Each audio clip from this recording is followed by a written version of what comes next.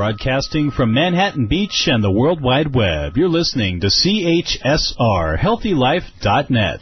As a service to our listeners, this program is for general information and entertainment purposes only. CHSR HealthyLife.net does not recommend, endorse, or object to the views, products, or topics expressed or discussed by show hosts or their guests. We suggest you always consult with your own personal, medical, financial, or legal advisor.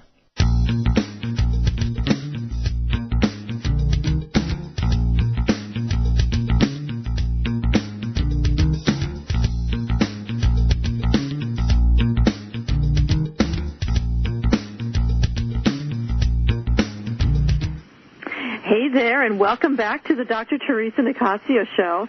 This is a place of inspiration, education, and hope for a healthier, more compassionate, and sustainable world. Those of you who are regular listeners already know how deeply committed I am to doing what I can to bring together the highest level of educational and inspirational guests and content to showcase for you as possible. The truth is that we are all on this journey together, and the more we can work together as a community, the better. To make a donation to support the continuance of this program, go to the TheresaNicassio.com website and click on the Donate button at the bottom of the page. If you have products or services you would like to share with my large and growing audience as a sponsor advertiser, you can also do that by clicking the same button, or you can message me directly. My email address is Theresa@TheresaNicassio.com. And for spelling for my website, it's Theresa with an H, and it's N like Nancy, 1 C and 2 S's. So it's TheresaNicassio.com.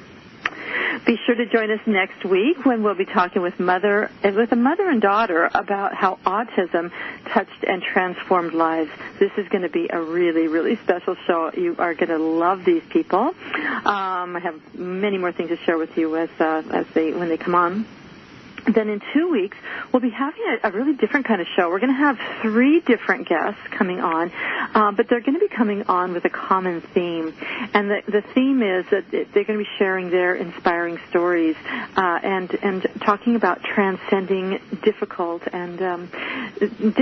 obstacles, some of which many may think of as not obstacles you can't overcome. But these people have done so and are going to be sharing their stories, and you're going to be very much inspired by how they have handled these obstacles and have moved forward in their lives. Anyway, if you have any questions for any of the upcoming guests, please be sure to send them in through my TheresaNicassio.com website or email me. And again, the website address is TheresaNicassio.com, and the email is just Theresa@TheresaNicassio.com. For today's guest, we have with us registered dietitian Layne Lieberman. Layne's interest in food and nutrition started at age 9 when she was diagnosed with dangerously elevated cholesterol. Later, Layne was struck by the awareness. She's got a whole story. She's going to talk with us about that. But eventually she was struck by the awareness that the solution to the North American obesity and health crises might actually be found in the cuisines and lifestyles found in Switzerland, Italy, and France, where they have the longest life expectancies and the lowest rates of heart disease and obesity in all of Europe. So today, Layne is going to talk about her personal journey with high cholesterol, which I'm sure many of you out there have been touched by with high cholesterol or know someone who has. And she's going to talk about this experience as a child that she was diagnosed and what she discovered along the way about the gifts of the Mediterranean diet. So, Layne, thank you so much for joining us today. Well, thanks for having me, Theresa. I'm so happy to be here today and be able to talk to you and the listeners about my journey and you know, how maybe it can help other people. Yeah, absolutely. And that was really what caught my eye or my ear when we were, I guess it was both, when we were talking about having you on the show, is you mentioned about how you, since you were 9, or when you were 9, I think you said your cholesterol was over 300. Yeah, so, you know, it was interesting because I grew up, I'm a New Yorker, although I lived in Vancouver for a number of years, too. I move around quite a bit. But I grew up, and as a child, my grandfather was an immigrant from Europe, and he actually sold fruits and vegetables out of a storefront. And I was very much in love with food, and, you know, for whatever reason, I was very attracted to, you know, learning about food, and I was known by my friends as, you know, the girl in elementary school, always had the best lunches, and I made them myself, and I used to cook my own, at least my own breakfast in the mornings, and at that time also it was a sign of success when a family had half a cow in their freezer. You know, I remember those days. You remember those? So, you know, my diet was very much, you know, very rich. It was a typical sort of American diet, a typical Western diet, which was very meat-based, with lots of butter and cheese, and you know, and meals were really based upon what that meat was going to be for the day. You know, the sandwiches, what the meat was going to be in the sandwich. Breakfast was, you know, not only eggs, but cheese in the eggs, cooked in butter. So it was very saturated in fat and very rich food. And but again, you know, it was sort of, I already had a love affair with food, and when I was 9 years old, I was lucky enough to go to a progressive pediatrician who at that time, you know, had probably the first finger stick cholesterol machine that was ever manufactured. And he tested my cholesterol, and sure enough, it was over 300. And then, of course, they drew blood to, you know, to make sure that that number was indeed correct. And I was not overweight. I was a thin, you know, young girl. I was active, but I later found out that I had a type of hyperlipidemia that was genetic. Aha, okay. That was the other question I was going to have. Yeah. Was there anybody else in your family that you knew had this hyperlipidemia? Yeah, well, it turns out that sort of everybody had it, and nobody really knew about it because, again, back then it wasn't something people were screened for. It wasn't part of, you know, the regular checkup. And so this was just all coming out as, you know, more preventive medicine to check for these blood lipids, you know, and especially even in pediatrics. So, you know, we then all got tested, and my parents also had high cholesterol. And, you know, look, for me, it felt like my world was crashing down. You know, I was a little kid, and now I had to change my diet. And my parents weren't that, you know, they weren't that interested in helping me. I don't know why, but you know, I kind of felt like I was on my own. I mean, I don't know. I think back then parents weren't as much involved in sort of micromanaging their children as much as we are today. At least that's the way I grew up. So I felt a little overwhelmed because, I guess also because, again, I was making a lot of my own meals.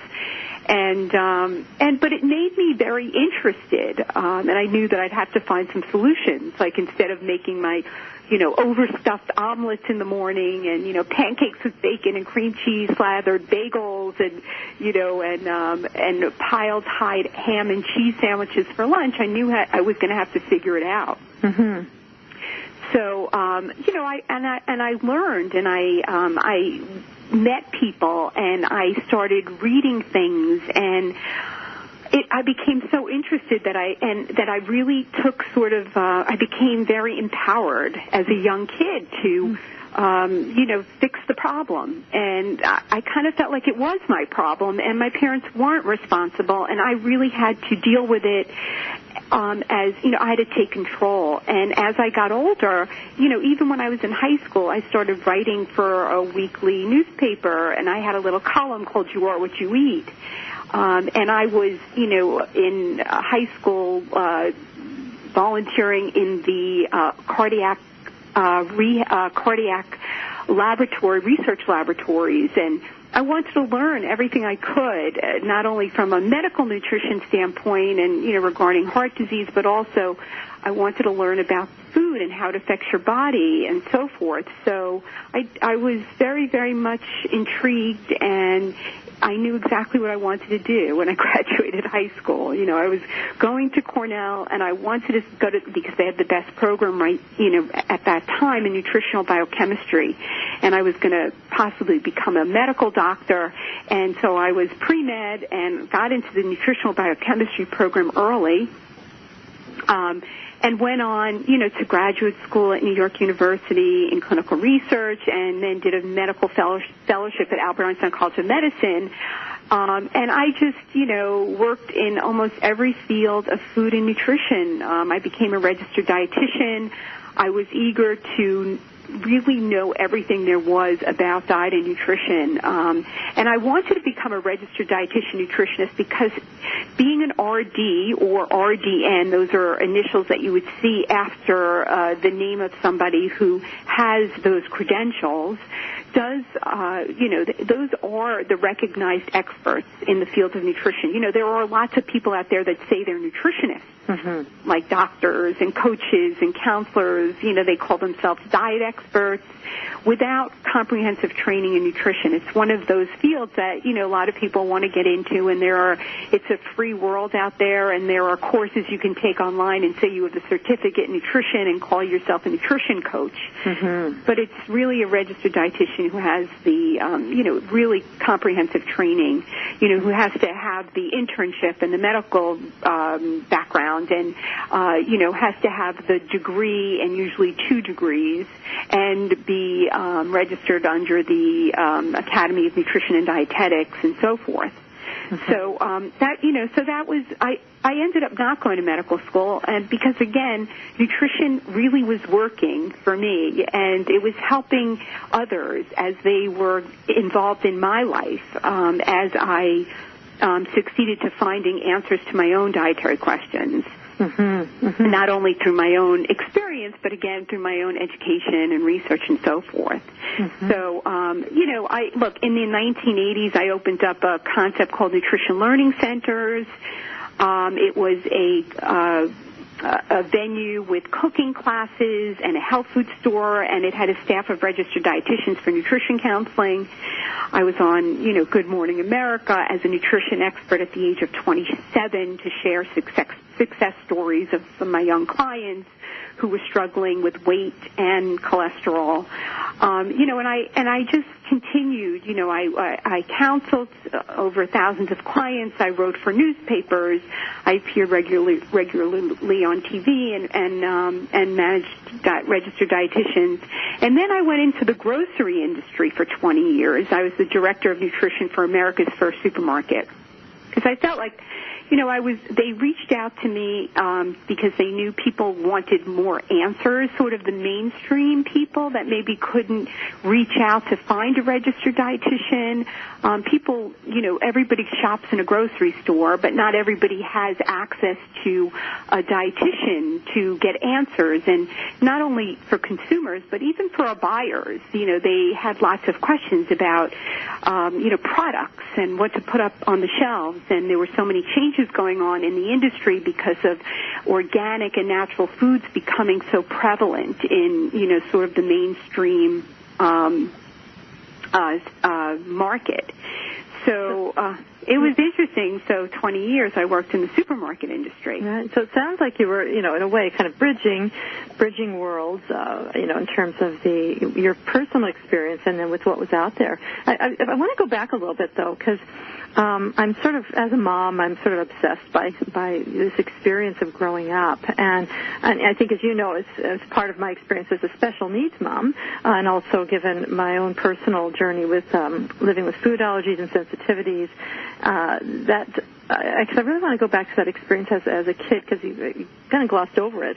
But this awareness of what are some of the emotional and social challenges that you can have when you're living with a special health or dietary needs. Can you talk a little bit more about that emotional experience as well, and what that was like for you? Well, it's very scary. I mean, so, anytime, what I've noticed also, not only from, through myself and my own experience, but working with others, is, you're given a challenge. And, it's very initially, it's scary, and a lot of people just can't grasp it, or they sort of, they don't want to deal with it, so then they don't deal with it, and they don't even accept it or take ownership of it as their own problem. Mm-hmm. And it sounds like you were, in many ways, because your parents weren't engaged with you with this, and I still haven't heard yet what your doctor wanted you to do, but that, in many ways you were very much alone, and I'm really curious about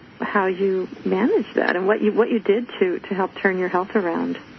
Well, the doctor gave me a sheet of paper, or me, and of course my mom was there, and said, "Here's the foods to avoid." Tell you what to avoid, but didn't tell you what to eat, correct? Right, and that was the end of it. Yeah, that's pretty much how it oftentimes is, huh? Yeah, that's how it goes often. And, again, so where do most people reach out? And sometimes it's hard for, I know I also work with, I was one of a handful of the first certified diabetes educators that, were first certified in the United States to do diabetes education. And I know that's a very different disease, but it's also, another chronic illness. And some of these chronic diseases, whether it's high cholesterol or, or diabetes, and even obesity is considered a chronic illness, they are things that sometimes you don't feel sick. You don't feel like there's anything wrong with you. Mm-hmm. So it also allows you to try to forget about it and to, again, not deal with it, almost feel like, sort of push it away and not empower yourself to. Mm-hmm. But you were on it. It sounds like. Yeah, you heard it. You were overwhelmed, but somehow you knew you tried to do something different. What did you do? So, again, it was hard because, although my parents were wonderful, supportive parents, and they were there for me, I really needed to figure out what my alternatives were, and mm-hmm. I was doing my own reading, mm-hmm. I was going to the library, and I was trying, it wasn't like we had an internet either. Mm-hmm. So were you reading, I'm not sure the timing here, but was this around the time when Dean Ornish came out, his research, or was this before that? Yeah, well, Dean Ornish was a little bit later, and okay. I did a lot of reading with Dean, about Dean Ornish, and went to many of his lectures because he did lecture a lot in New York, but that was later. Back then it was, again, very, I went to the American Heart Association. The American Heart Association, in fact, they recently honored me. Yeah, I saw that in 2012, right? Yeah, it's wonderful because, I go all the way back to age 9, and they were my resource. And for so many years, over 20 years, I've donated my expertise and my knowledge and my fundraising capabilities, and I've been on their board, and mm-hmm. and I gave back to them in mm-hmm. so many different ways as a nonprofit, because I felt like they helped me way back when, where else would I go? Right. And so these were free materials that you were able to get. You could call an 800 number. You could find out, a little bit more information back then about what you should eat and, how to go grocery store shopping. Mm-hmm. And so, sort of piecing together information and, being an inquisitive child as I was. What an amazing kid. It sounds like you were, those, even before you got diagnosed, you were already very much your own person in some really neat ways.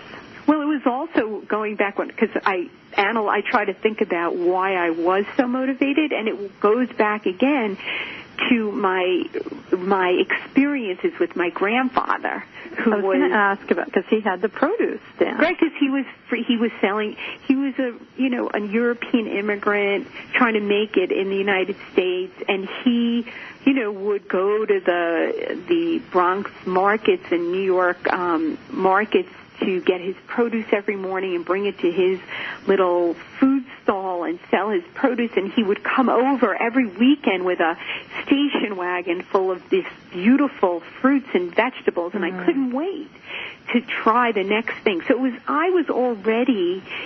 sort of like I already had such a love of good food and food in general, but I didn't really know, I had no education. So I didn't know, good food was what my grandfather was bringing, but good food was also what was in the freezer that my parents had, the frozen meat or, was the eggs. I didn't really know anything about nutrition, but I had that love affair with food from a very early age. And I think people, some kids are born with certain attractions to different things, whether they're, interested in art and or writing or, athletics, I had this You love food. So how old were you when you were able to get your cholesterol into the normal range? Because, above 300 is extremely high, and then having that, the genetic predisposition, were you able to ever bring it down to the normal range? So I did everything. So I became my own, guinea pig, and I tried all different things. And as I, went through college and all of that, I was macrobiotic, I was vegetarian, I was vegan, I was, a pescatarian. I did lots of different things. But what I learned, which brings me back to the Mediterranean diet, was, and, after being in the grocery industry for 20 years and dealing with, I spent so many days, 20 years in the supermarket industry, dealing with, talking to our buyers to try to get them to work with local farmers so customers could enjoy locally grown fruits and vegetables, and, answering consumer questions about cooking and food safety and so forth. But, I realized that there was much more out there, and it wasn't about the next fad diet. It wasn't about what diet I should be on and shouldn't be on, and that's when I started really studying the Mediterranean diet and brought me to writing my book, Beyond the Mediterranean Diet. And we're going to talk a little bit more about that during the next segment, which we'll go to in a moment. But just real quickly, so were you able to have you ever been able to bring your cholesterol to the normal range, or is that still something you struggle with? No, so I was, yes. My cholesterol came down to it was about 160 to 180, and then that's like half of what it was, though. So that sounds like a good jump. And my HDLs went very high, and my LDLs went to 130, which was the sort of the cutoff of whether or not you need to go on drugs. Right.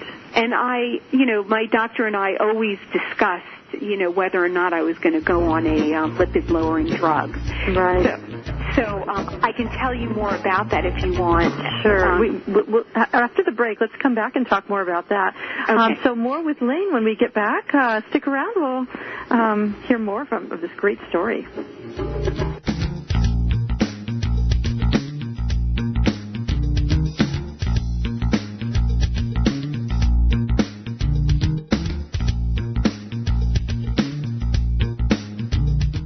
Being inspired by a speaker while learning everyday positive information that you can use to help your life is exactly what Dr. Theresa Nicassio does when she speaks in front of your group. From healthcare professionals to special needs parenting and everything in between, Dr. Theresa Nicassio can customize topics for your group on everything from health to psychology. To book Dr. Theresa Nicassio as a speaker for your group, visit yumfoodforliving.com or call 604-445-6463. That's 604-445-6463. For all your live or pre-recorded webcasting needs, come to earthchannel.com. Get your web-based message out to a select group or the whole world. It's easy. A pioneer in webcasting, earthchannel.com provides the best products and services to big corporations and government users. And now this same technology is available to you. They have the best Earthcast encoders, servers, and products to meet your technical needs. But wait, don't want to mess with technical stress? No problem. They'll do it for you. EarthChannel.com is your answer. You can use webcasting for lots of things like advertising, marketing, customer support, training, and don't forget web radio and TV. In fact, you're listening to a live Earthcast right now. So come to EarthChannel.com. Actualize your audio or video webcasting needs today. You can't beat the friendly service or the price. Call earthchannel.com at 1-800-849-8978. That's 1-800-849-8978. YumFoodForLiving.com is the place to get easy allergy-free recipes, all free of sugar, gluten, and dairy. But that's not all you'll get when you visit YumFoodForLiving.com. You'll get resources for all kinds of things like wellness articles, videos, podcasts, a blog, all to help you create easy, healthy living. There's even a 50-page downloadable book introducing you to the philosophy of yum. Don't wait. Visit YumFoodForLiving.com. YumFoodForLiving.com. That's YumFoodForLiving.com. If you like to spend your television viewing time learning about some of the things that you may have missed in history class, or if history was your favorite subject, then you should check out the link to the History Channel on the HealthyLife.net advertiser page. Order DVD sets by series or by subject matter right from our homepage while you still enjoy your favorite HealthyLife.net show. You're listening to HealthyLife.net, the radio network that brings positive talk with positive change to make your world a little better.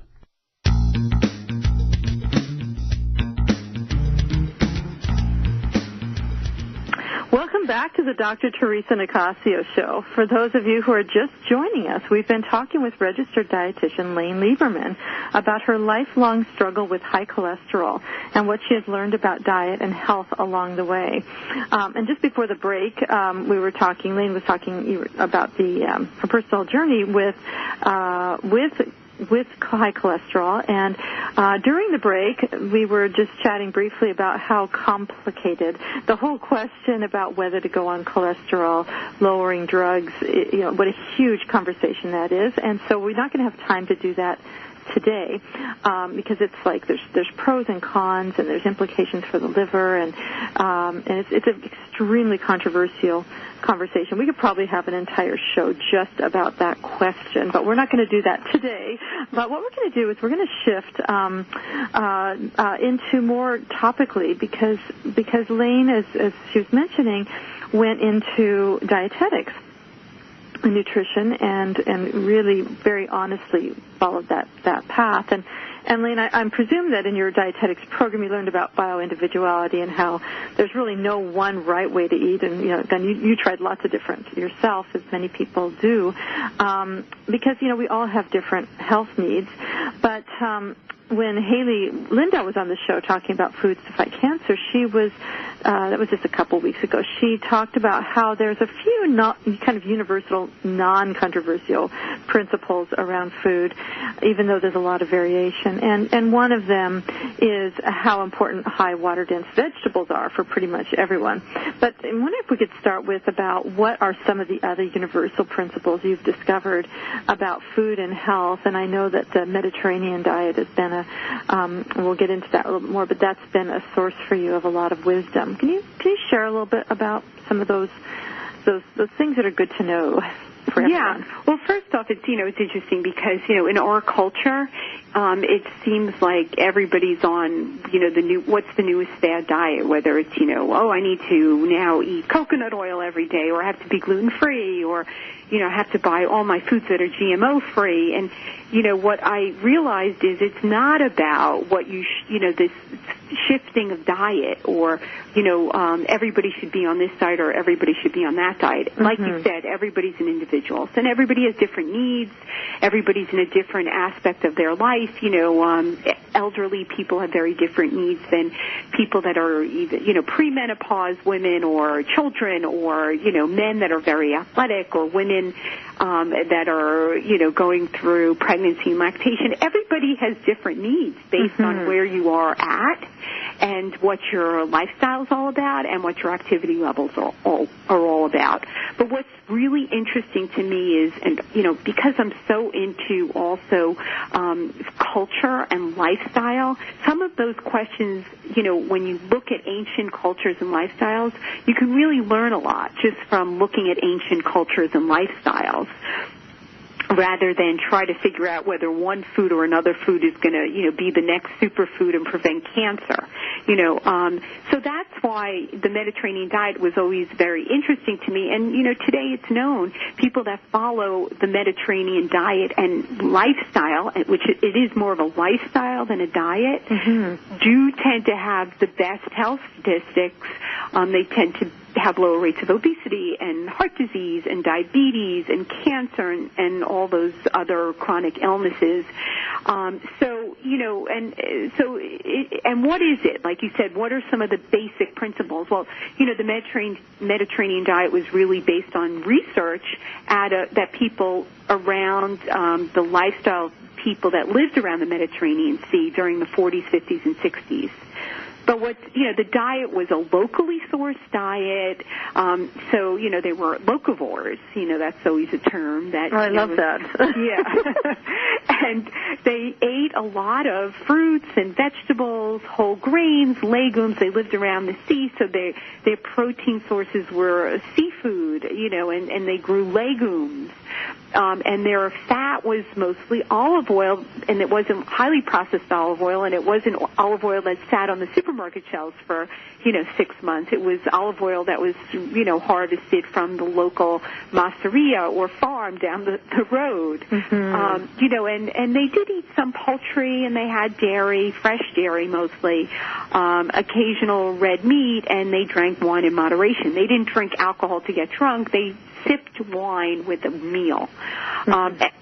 Very, very different than sometimes the way we interpret things. Because people say, the Mediterranean diet tells me to drink wine, so I'm going to drink, every day I'm going to down a bottle of wine. Well, that's not the same That's not exactly the Mediterranean diet. Right. That's something else. That's a different show. Okay. Yeah. So there's basic guidelines, like you say, that you can do, like, eating a diet which has plenty of fresh and seasonal fruits and vegetables, with seeds and nuts and legumes like chickpeas and lentils, and you don't have to give up things like bread and pasta, but, Italians would never give up pasta. French would never give up their baguette. Swiss would never give up their cheese. They don't give up these foods that have been in their culture and lifestyle for so long. But they do eat them in different ways. They're fresh, they're organic, they're whole foods, and they're not processed foods. So again, these are things to think about. Also, we eat I'm talking about, sort of the modern diet of, the fast-paced lifestyle is, sugar and sugar-sweetened beverages and lots of salt in restaurant foods. And, we eat grab and go. We don't sit and digest for the 20 minutes that you need to digest your food. There's other components that really your life and your diet. And again, that's the reason that I decided to write my book, Beyond the Mediterranean Diet, European Secrets of the Super Healthy, so that we can learn how to extrapolate what's going on in today's modern lifestyle and apply it to wherever you live, utilizing the lifestyle and secrets of these countries that learn to walk the fine line about, eating their favorite foods and staying healthy. Yes. So we're going to talk more about the Mediterranean diet, and we're actually going to be looking at going beyond the Mediterranean diet after the break. So don't go away. We'll be more with Layne shortly. Come right back.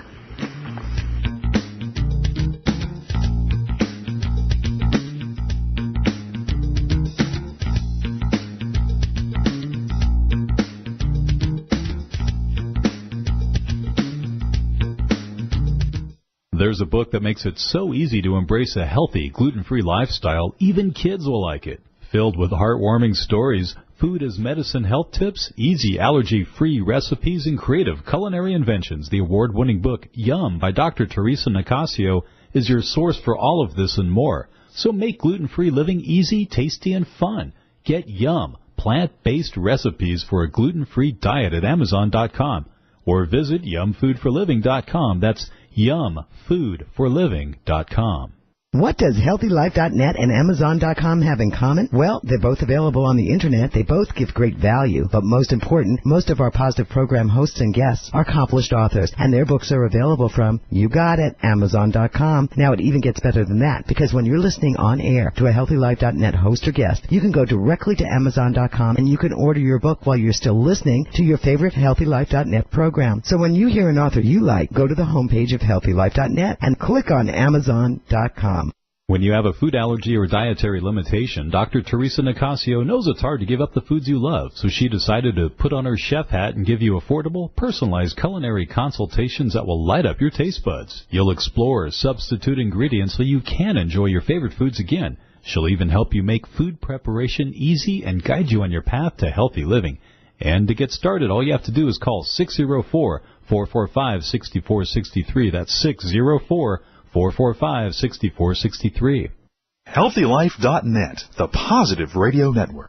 YumFoodForLiving.com is the place to get easy, allergy-free recipes, all free of sugar, gluten, and dairy. But that's not all you'll get when you visit YumFoodForLiving.com. You'll get resources for all kinds of things like wellness articles, videos, podcasts, a blog, all to help you create easy, healthy living. There's even a 50-page downloadable book introducing you to the philosophy of Yum. Don't wait. Visit YumFoodForLiving.com. YumFoodForLiving.com. That's YumFoodForLiving.com. HealthyLife.net, the positive radio network.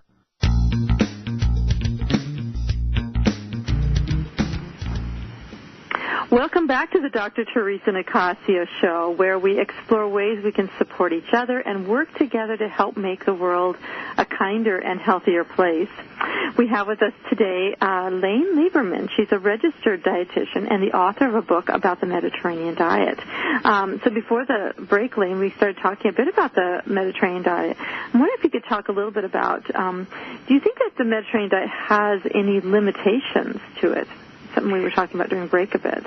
Yeah, so, I mean, again, it's this issue of people taking snippets of information and utilizing it sort of in a wrong way. Like, wine's good for you, so I can drink a bottle of wine every night. Or olive oil is great for, it's the best kind of fat for heart disease and because of the monounsaturated fats in there. But, if you buy olive oil that's been sitting on the supermarket shelf for a year, well, it may not have those same benefits.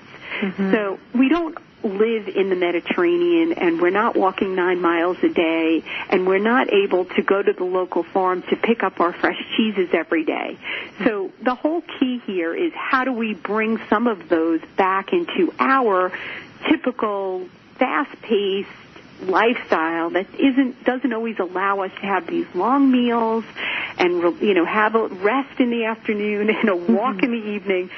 So it's really how do we bring it all back home? And that's why I wrote Beyond the Mediterranean Diet, European Secrets of the Super Healthy, is to be able to give people the tools so that they can learn the dietary secrets and use them in today's modern, and I would say hectic lifestyle.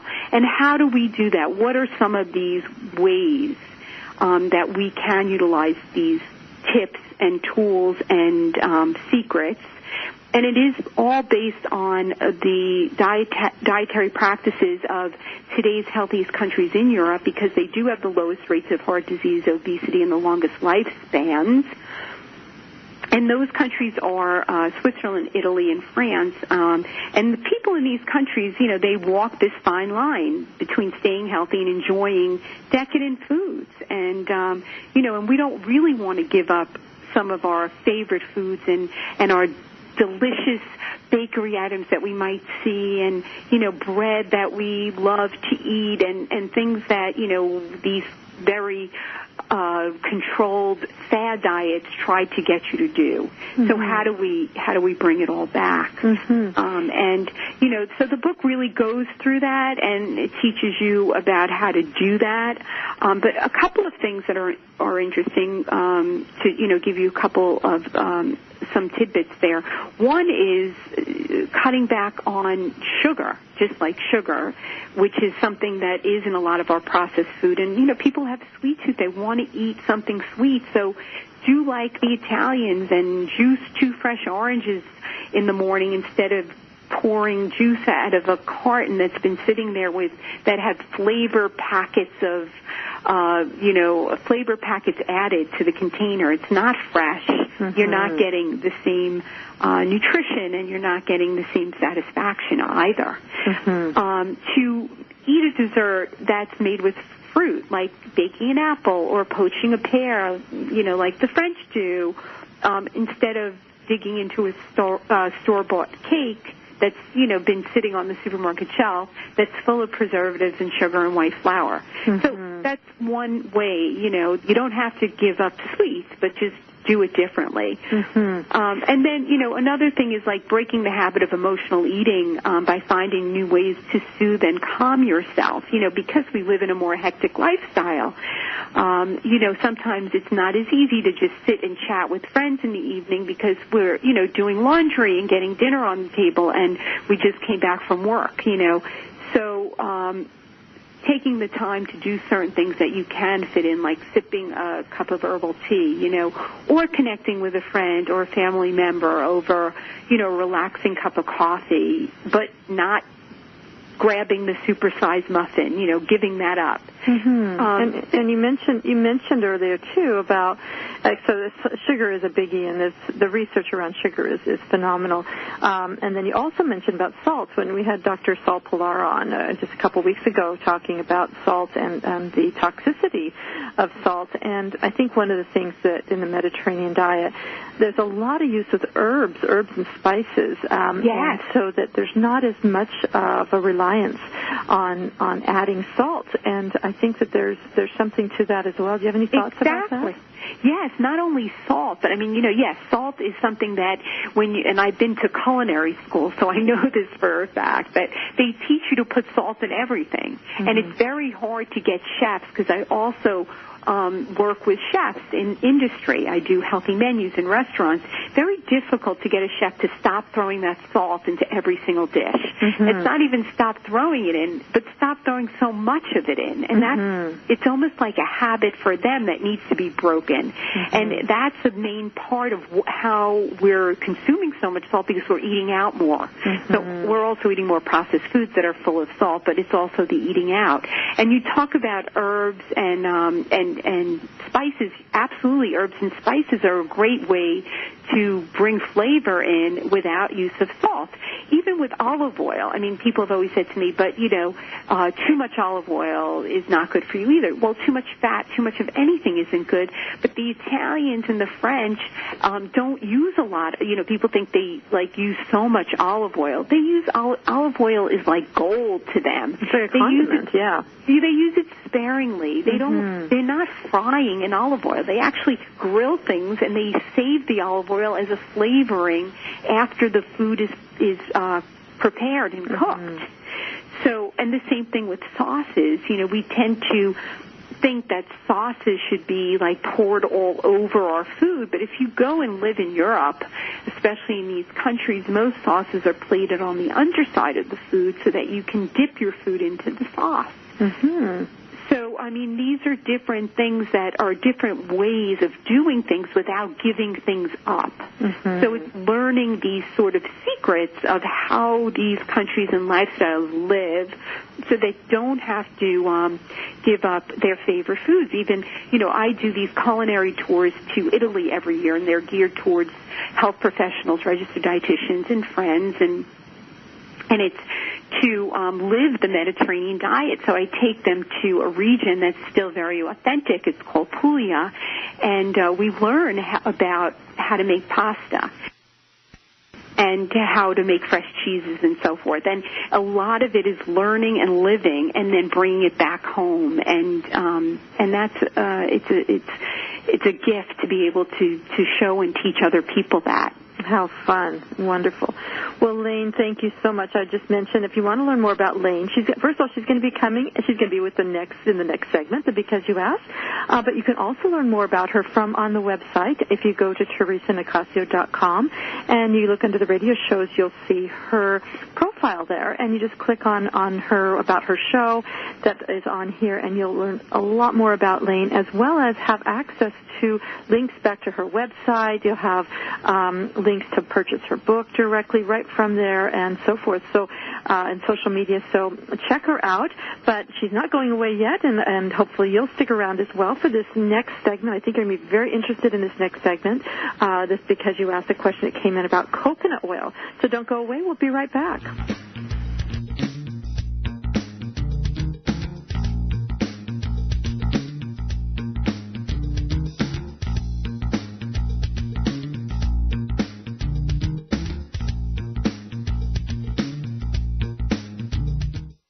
Being inspired by a speaker while learning everyday positive information that you can use to help your life is exactly what Dr. Theresa Nicassio does when she speaks in front of your group. From healthcare professionals to special needs parenting and everything in between, Dr. Theresa Nicassio can customize topics for your group on everything from health to psychology. To book Dr. Theresa Nicassio as a speaker for your group, visit yumfoodforliving.com or call 604-445-6463. That's 604-445-6463.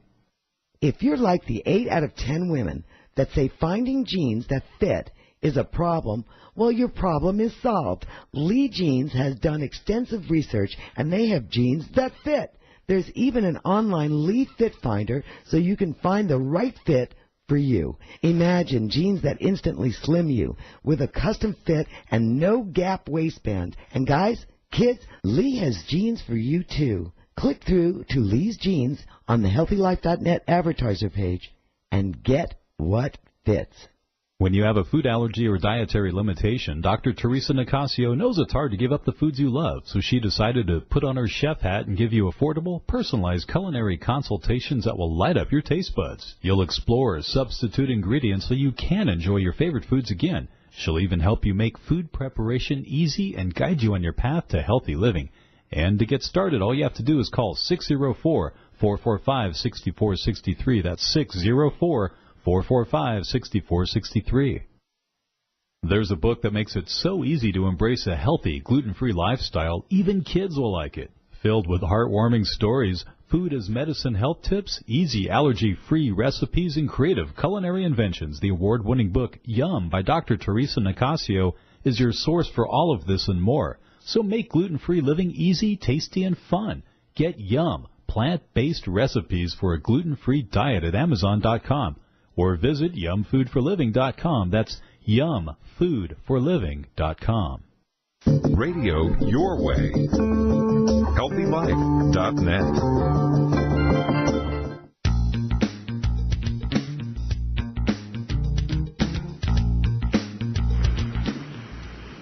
Welcome back. You're listening to the Dr. Theresa Nicassio Show, where we celebrate life, love, and kindness, while also acknowledging the real challenges that are a natural part of living and answer questions that matter to you.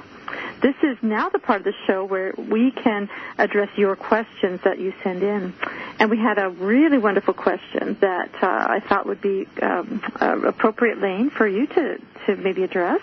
And the question is, around coconut oil, as I mentioned, are food products containing coconut oil okay to consume if there are dietary restrictions on saturated fats? In other words, is coconut oil heart-friendly? It's a great question, and actually I'm so excited that someone actually asked that question. It's a big one. It's because it's so controversial, but yet, it's a lot of people are misled, and there is really some clear-cut answers to that. So what's interesting is most people think coconut oil is actually very good for you, but very few nutrition experts agree that it's very good for you. And most people think it's very good for you because the food industry has paid people to get the word out and write about that it's good for you. So people believe everything they read, especially on the Internet. And sometimes even health professionals get paid to write this. But the science isn't really in. And here's the real scientific explanation on it. Coconut oil is, it's a tropical oil, and it's associated with its high content of medium chain fatty acids. And we know, the scientific community knows, that there are medium-chain fatty acids called MCT oil. It's a synthetic manufactured fat that's processed by using coconut and palm kernel oils. It's made in a laboratory, and it is more easily absorbed, and it's used as a fat source for certain conditions, like for fat malabsorption and other disorders, including celiac disease and Crohn's disease. However, coconut oil, does not have the same makeup of its medium-chain fatty acids as this particular MCT oil, and there's a big controversy because it's called C12, which is lauric acid. That's what coconut oil is mostly composed of. And these are 12 carbon chains, and that are very different than the amount of carbon chains in this MCT oil that we know is more readily absorbed. And in fact, it has a very small amount of the similar carbon chains of this MCT oil. And so, the research that's been done so far does not prove that it does have health benefits. It's just an extrapolation saying, well, we know MCT oil has health benefits, so we think coconut oil has health benefits. But in fact, when you say, well, what about its relationship to heart disease? Coconut oil is a saturated fat, and saturated fat still is linked to heart disease and hardening of the arteries because it's a hard, solid fat. And, if you look at coconut oil at room temperature, it's solid. And in your body, it's solid. And so, therefore, it creates solidity inside of your vessels. And it's not, I would not recommend it for a heart healthy diet. I would still recommend going to using monounsaturated fats, things like, extra virgin cold pressed olive oil that's fresh, again, part of the Mediterranean diet, using avocados, and nuts and seeds have lots of monounsaturated fatty acids as well. So it's not the science is not in on coconut oil at all, and it's more and the science points to the fact that we don't know, this overabundance now of coconut oil in our foods, what it's going to do for the long-term health benefits.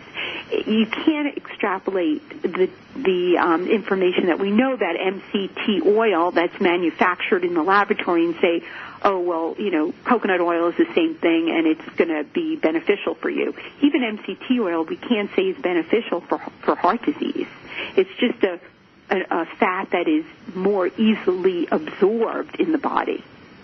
Mm-hmm. And I think, what you're hitting upon is again, we talked about a little earlier about bioindividuality, that it may really depend.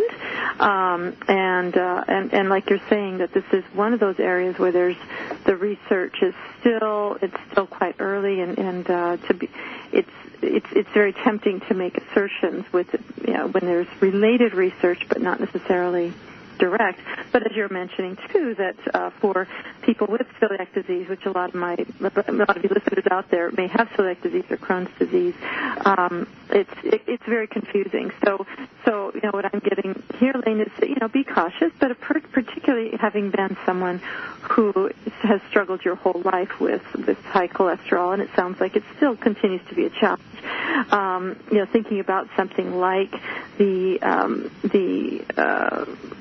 medium chain fatty acids, that those may not be for this person who wrote in. It may not be an optimal choice for them. But avocado oil is one of my favorite oils. Yeah, and I'm sorry to interrupt you, Theresa, but this is really important too. Coconut oil is only 47% of this C12, which is this MCT oil. And I mean, it's only, I'm sorry, 16%. And yeah, so it's not even equivalent to MCT oil either. So you're talking about apples and oranges, right? So people think that's why that really it's very difficult to assert or say that it's beneficial. I mean, I wouldn't say it's a beneficial fat at this point at all. I mean, as a health professional, I wouldn't feel comfortable, confident, or be scientifically sound to. So I would be cautious at this. Yeah. So this is one of those things. The jury is still out, folks, and as Layne is mentioning, that she has some very serious concerns about coconut oil. But you know what? We are getting to the end of the show. If you can believe it, it's already time to be wrapping up. I want to first of all, thank you, Layne, for joining us today. Thank you for having me, and I hope to come back. And if anybody has any questions, please visit my website. What's your website address again? It's www.world, like the world, RD, like registereddietitian.com. WorldRD.com. WorldRD.com. And again, that website is on her profile page on the TheresaNicassio.com website. And her website is beautiful. You'll want to check that out. It's definitely, she's got lots of resources on it and so forth. So again, thank you all of you for joining us for today's program. I hope you've enjoyed the show and it's got your wheels, gears a-turning in your thought processes. You can send in your questions for the Because You Asked segment anytime. That would be fantastic. I love your questions. And the next show is going to be about autism, a very big topic for many, and especially in the special needs mom parenting community, as I'm a part of. Anyway, if you have any questions about autism for next week's guest, be sure to send those in, as well as any questions you have for our upcoming guests by simply clicking on the Ask Theresa tab on my website. And again, my website is TheresaNicassio.com. You can also just email me at Theresa@TheresaNicassio.com. Keep sending those great questions. I'm Theresa, and this has been the Dr. Theresa Nicassio Show. Until next time, have a fantastic week.